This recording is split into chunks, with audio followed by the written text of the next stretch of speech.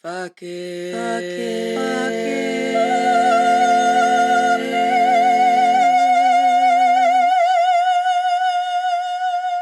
it. Hey, mama. If you are a mom and are tired of the wash, rinse, repeat burnout cycle of motherhood, this podcast is for you. If you feel lonely and isolated in your motherhood journey, this podcast is for you. If you feel like you have completely lost your identity since your babies were born, this podcast is for you.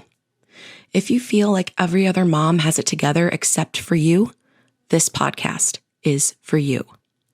My name is Amanda, and I'm a life coach dedicated to teaching every mom the tools she needs to liberate herself off the back burner. I am living proof that a woman can be present and loving to her kids while also being a whole-ass person outside of being that kid's mom. The secret? Learning when to say fuck it.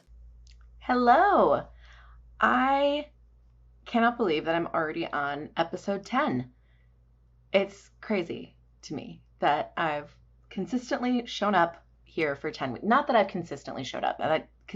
Consistency has never really been like a true issue for me. I'm not like a procrastinator per se, although I think humans in general, probably we're all procrastinators to some extent. Anyways, this is not going off very well for the beginning part, but yay, 10 episodes of Fuck It Mothering. I'm so excited.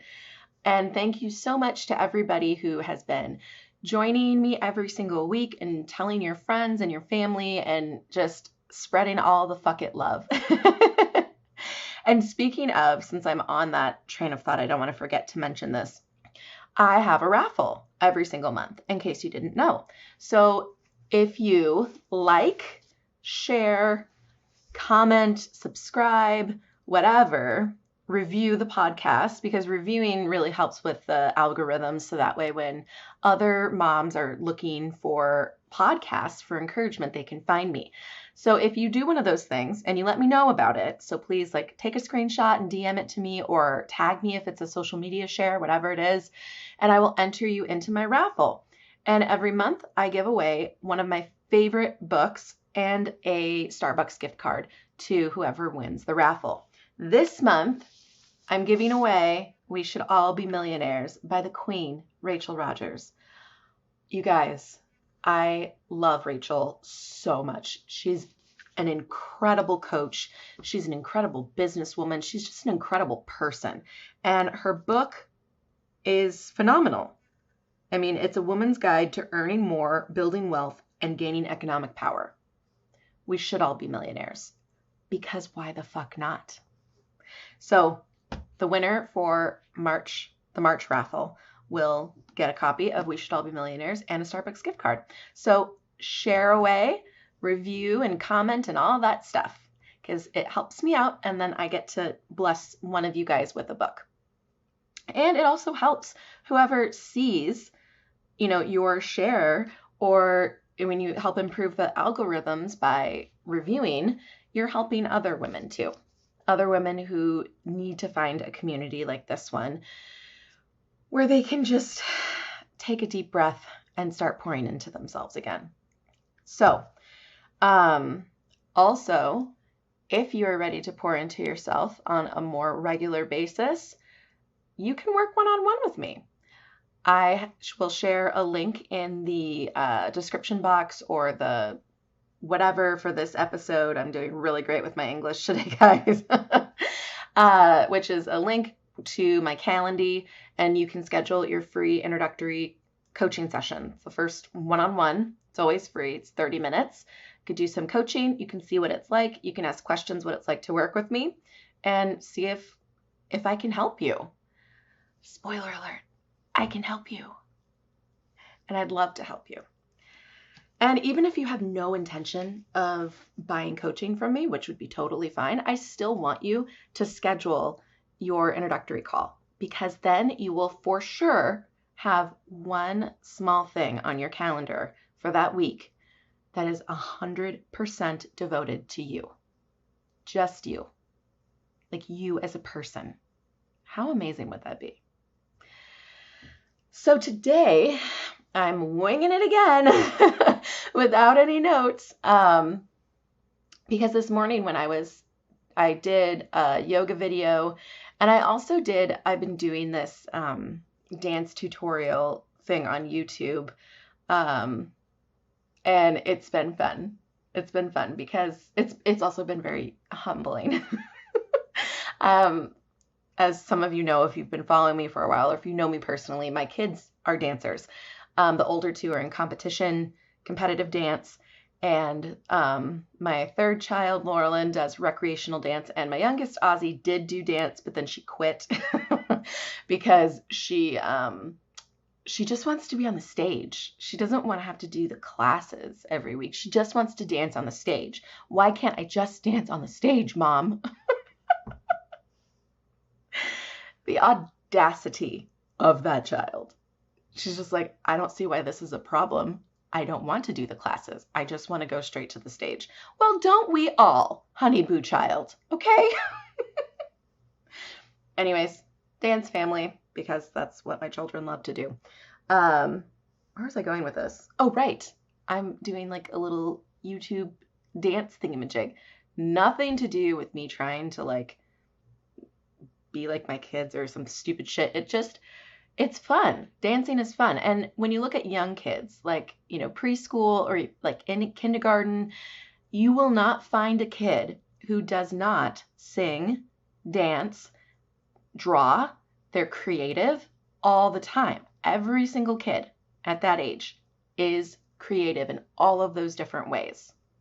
It's kind of like we were designed to be creative beings. But then society like crushes that out of us. We're told it's frivolous, it's not important, or we're not good at it, which is so subjective, right? Because what I think is good art might be very different from what you think is good art, and that's okay. We don't have to agree. And besides, the point of creation, the point of creating anything, it's not even for the end goal, the end product, and that our schools are designed based off of, like industrial revolution, like teaching us how to be the most productive we can be. I don't know why I'm holding a pen. Teaching us how to be the most productive beings that we can be for our future employers. That's the whole end goal of our school systems so far. I hope that changes. And art cannot be understood by that mind frame. It can't be understood by corporate America. It can't be understood by just being productive, because that's not the point of art. The point of art is not to be productive. It is to be.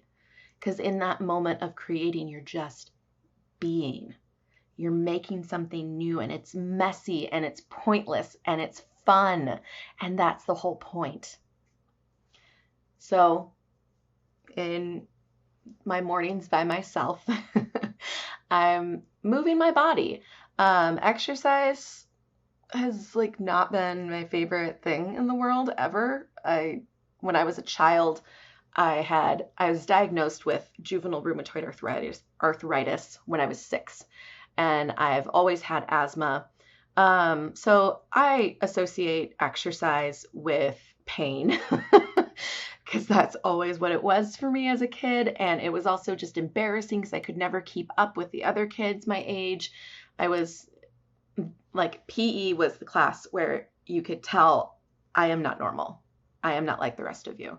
And so I just have this negative association with it. And then being a woman and diet culture, and it's so, so hard being a woman because we just have all these expectations put on us about our bodies and what they need to look like, what they should look like. And if they don't look like that, then we're failing. And so I think most women probably have a negative connotation with the word exercise because so many of us use it just to punish ourselves, right? Like, oh my God, we had the audacity to eat birthday cake. Got to go to the gym. Like, got to go to the gym the next day to work off all those calories because we fucked up and we had some birthday cake, or we fucked up and had candy with a movie, or we, fucked up and we like pasta. So that means we're fucking up. um, so exercise isn't fun. It's something that we're forcing ourselves to do. It's a thing that we use to punish ourselves. But moving our bodies is important just for the health of your body, and it doesn't have to be exercise. Personally, I hate the gym. I don't get any enjoyment out of like doing the machines and the sit-ups and the shit. It's not enjoyable for me at all. I've always preferred taking a walk or kind of side tangent, but when I was in college, I was a theater major, and all the theater majors had to do at least one dance class. I think I actually ended up taking 2. Yeah, I did. I took ballet at my JC, and then I transferred to a university and took ballet again. That was so much fun. Like I said, I'm not a dancer, but I like environments like that where the movement has a purpose. I hate being on a stationary bicycle or on the treadmill or on the Stairmaster because it's movement for no other reason than to just do it. My brain needs to be exercised along with my body. Otherwise, I'm fucking bored as shit. But the ballet class was so fun. And so I found these dance tutorials on YouTube and I'm doing it. I'm still stuck on the first section of 3 sections of what is essentially probably not even half of a song, like the whole routine when you're done. It's probably not even the whole song. And it's like my 3rd day doing it. And I'm still on that first section, guys. But you know what? It's fun. And I'm just laughing at myself and I'm moving my body. My hips felt so much better after I did my little dance thing this morning after the yoga. My hips are always so tight. I don't know if that's just a mom thing. I know my left hip is definitely fucked up from my last birthing experience. I'll tell that story another time probably. But just my hips in general are tight. And sitting in this goddamn computer chair for work does not help. So movement. It can be fun. It can be creative. It can be silly and stupid. And it doesn't have to be punishing yourself for what you ate. Eat whatever the fuck you want. Move your body however feels the best to you. If we could all do that, just those 2 simple things, how much happier would we be, right? How much time do you spend thinking about the food you're going to eat? Like really think about that since the time that you started worrying about your body and thinking that it wasn't good enough and started hating it and started micromanaging every little thing that went into your mouth. I don't even remember how old I was. I don't remember. I want to say probably 5th or 6th grade. So 10, 11, 12.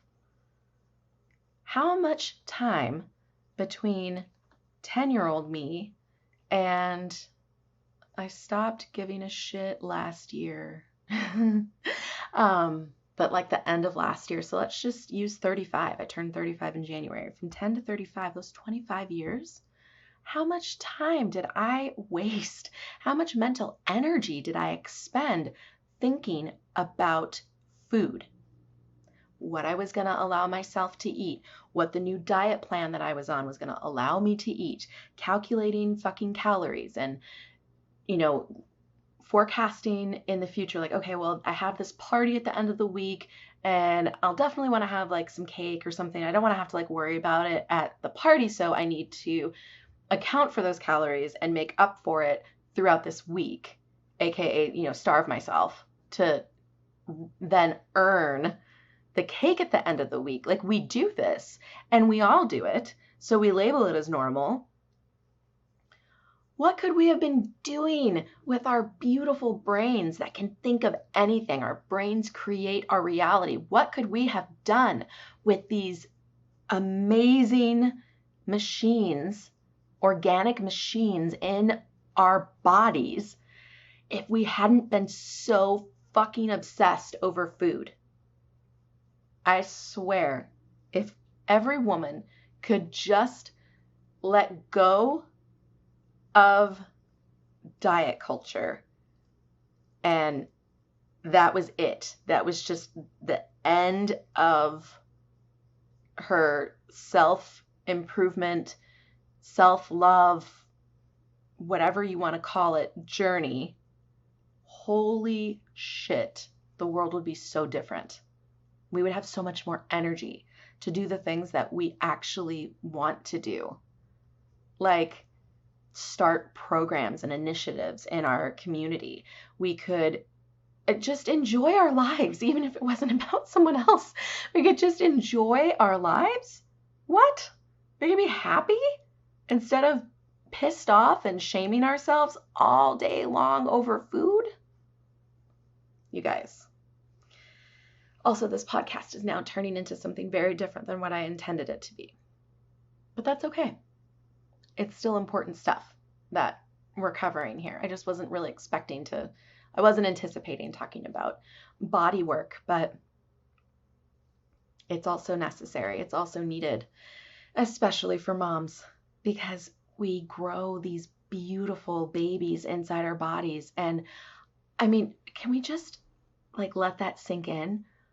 We create life inside of our bodies. It's fucking mind-blowing. Our bodies are so incredible. And yet, once the baby is born, probably even before the baby is born, once we're, in the full bloom of our glory in the 3rd trimester, we look at ourselves in the mirror and think, oh my God, I'm a whale. I'm huge. My husband probably doesn't even want to touch me. How is he ever going to want to touch me after the baby is here? Because my body's going to be all fucked up. After we just created life, our body just did that. And we say, no one's ever going to want to touch you. You're disgusting after what you did. Can we let that sink in? Why do we do this? And it's not enough just to love your body because it gave you your kids. Love your body because you live inside of it. Think of what your body has done for you over and over and over again. How many times it's healed you from sickness or brokenness if you've broken a bone. How it's safely housed you when your heart was broken. And then it gave you the ultimate gift of being able to create life. Your body is amazing, mama. It is amazing when you were 21 and on a diet of vodka and ramen noodles and thin as you're ever gonna be. And it's amazing in your 3rd trimester when your cankles are so swollen that it's a straight line from your knee to your ankle. It's just, wow, because you're that swollen. You're still fucking gorgeous. You're still fucking gorgeous right after the baby's born. And you still have a little bump. You have your 4th trimester bump that no one fucking told you was going to happen, right? Like the movies are just lying about so many things, but they're lying about what a woman's body looks like after giving birth. You are beautiful, and you're beautiful right now. I don't know what your body looks like right now, but you're beautiful. I am beautiful right now. I know that body work is the toughest work for women because we grew up in this culture that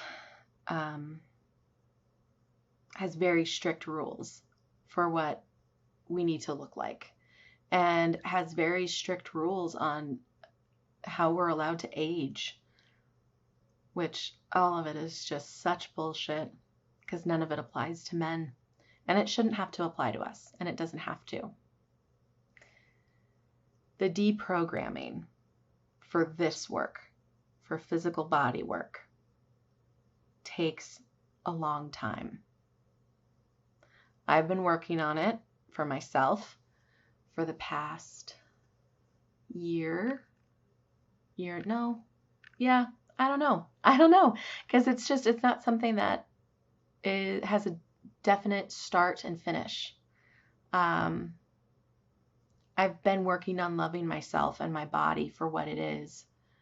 Like, in that moment, without changing anything. I've been working on that since 2018. So 4 years at least.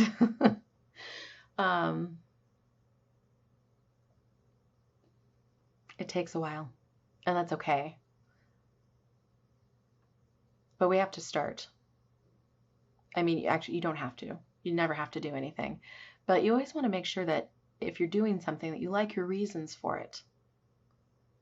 So if you have yourself on a very strict diet and you count calories and you go to the gym every single day without fail, just ask yourself, why are you doing those things? What are the thoughts that are pushing you to make those choices? Are you doing it because that diet helps with your physical health? Like you went through a period of time where you had, gut issues or skin issues, or you were just tired all the time and you worked with your doctor or just by yourself or whoever, and you came up with a food plan that works for you and you now feel amazing? Or is it because you can't stand your body and you hate every fat cell on your body? Do you exercise out of the joy of it? Or do you exercise to punish yourself, to keep yourself in line? What are the thoughts? It's so crucial. It's so crucial to pay attention to those thoughts, mama. As long as you know why you're doing something and you like your reasons for it, that's all that matters. For me, I needed to re-earn my integrity with myself, because I had spent my life, every time I saw something that I wanted to eat, I really wanted it, I told myself no, no, no, no. And I told myself that I was ugly. I'm not as beautiful as my sister or, any of my friends, or as beautiful as those other girls. And, the stress is so amazing, but I look so fat. I wish I wasn't so fat. I spent a lifetime saying those things to myself and telling myself no. So I decided that my first step for me was to work on gaining my own trust back. And that looked like saying yes to myself instead of saying no. If I wanted to eat something, I ate it. It's been just me not refusing to waste any more mental energy on food, because we shouldn't be wasting all this mental energy on food. So I eat what I want. I craved a grapefruit earlier today, so I ate a grapefruit. Yesterday, I craved hot tamales while I was reading at night, and so I had hot tamales. No drama whatsoever, no beating myself up. I'm not saying that the inclination to beat myself up wasn't there. I am constantly having to catch those thoughts and release them. Be like, nope, we're not doing that anymore. I do not talk to myself that way. So that's just where I've been. And I know I mentioned last week the shitting in a hat. So I'm having some health problems right now that I'm looking into. I'm having to take certain foods out of my diet. I got blood work done and am allergic to fucking everything, as if I wasn't already allergic to fucking everything. I have a dairy allergy, which I've had my entire life. And I had other allergies that I won't bother boring you guys with that I already knew about. But I just learned earlier this week that on top of the dairy allergy, I also have mild allergies to soy, almond, cashew, walnuts, wheat, sesame seeds, and egg whites. And the eggs, I'm not surprised because my body has been very back and forth on whether it wants to tolerate eggs or not. I guess it's just the egg white. Good to know. But I use fucking almond milk every day because I'm allergic to dairy. And it's like, okay, so I can't do, and peanuts. Peanuts, you guys. I love peanut butter so much. That hurt me the most, I think. So right now I'm eliminating almonds and peanuts. That's what we're doing for this next couple weeks to see if it helps, right? I'm not considering that a diet because I'm not doing it to punish myself. I'm not doing it out of hatred for my body. I'm doing it out of love for my body because I'm really tired of my stomach acting like it has been. I would really love to have relief from that. See, that just the difference. It's a small difference, but it makes all the difference in the world. I'm very eloquent today. So that's what I've been doing. And now I'm integrating movement into my life. And again, it's because I want to, because it makes me happy to, and because I feel better when I do it. It's not because I'm shaming myself for being a fat cow or, punishing myself for the hot tamales I ate last night. It has nothing to do with my hot tamales. In fact, I grabbed a small handful of hot tamales on my way to record this podcast, okay? It has nothing to do with the hot tamales. I'm a real lady.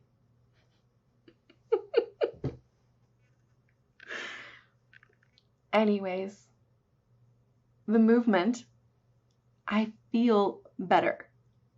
That's why I'm doing it. And I refuse to call it exercise because I just hate that word. If it doesn't bother you, that's fine. Use the word exercise. It bothers me. It instantly makes me not want to do it because I have such an adverse response to that word. So I'm just going to call it movement. I like moving my body because then my body feels better. My hips are I know I already talked about my hips, but they're so, the muscles in there are significantly looser from a little dance jiggy thingy that I did. I feel better. I want you to feel better too. I just want you to love yourself.